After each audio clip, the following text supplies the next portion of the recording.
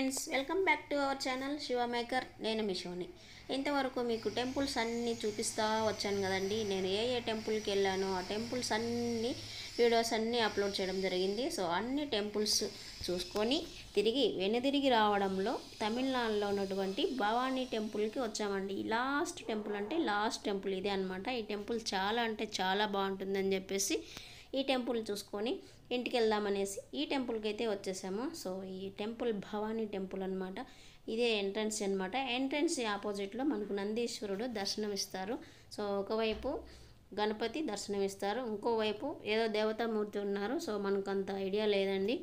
So ముందుగా మనం ఈ టెంపుల్ అయితే చూసేసేయండి ఫ్రెండ్స్. ఇక్కడ దేవతామూర్తులు చాలామంది ఉన్నారనమాట విగ్రహాల రూపంలో. టెంపుల్ అయితే చాలా అంటే చాలా బాగుంది. ఈ టెంపుల్ వచ్చేసి మార్నింగ్ 5:30, 6 లోపు ఓపెన్ చేస్తారు. నైట్ వచ్చేసి 7:30, 8 లోపు క్లోజ్ చేస్తారు అనమాట.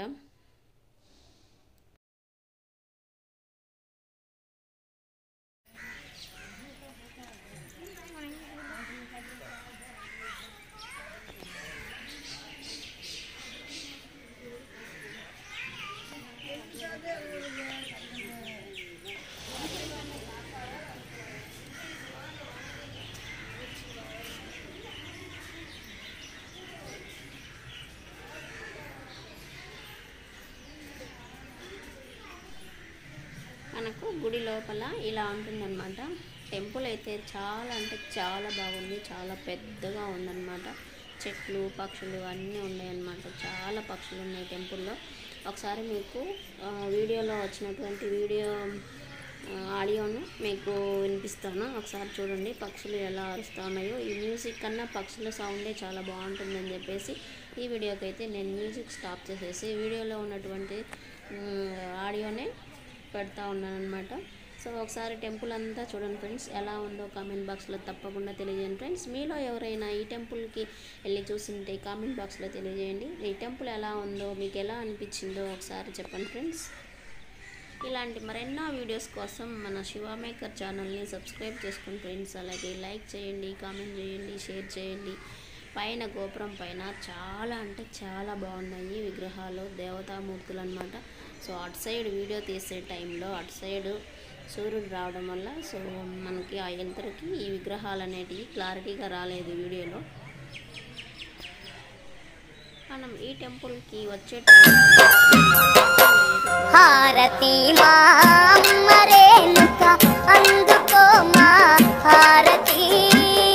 వీడియో తీసేకి అలవ్ లేదండి. సో అందుకే ఇక్కడి నుంచే జూమ్ చేసి అమ్మవారిని చూపించాను.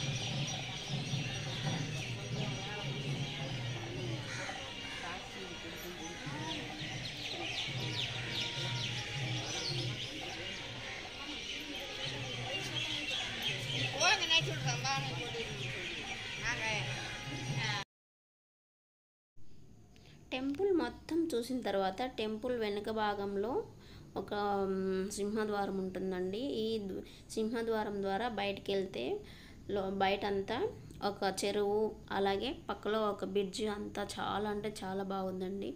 సో ఇక్కడ నిండుగా వాటర్ గాని ఉంటే చాలా అంటే చాలా బాగుంటుంది. ఇప్పుడు వాటర్ అయితే చాలా తక్కువగా ఉన్నాయి.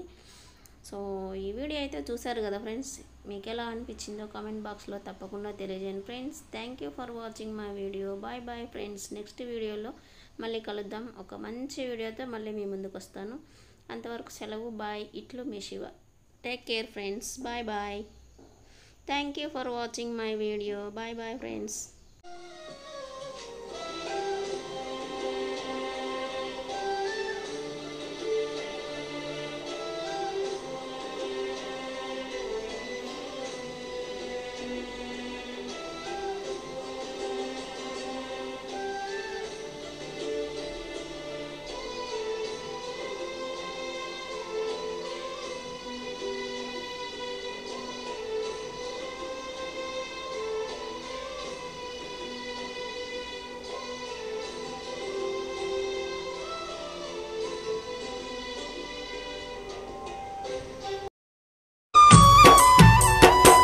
హారతి మా అమ్మ రేణుక అందుకో మా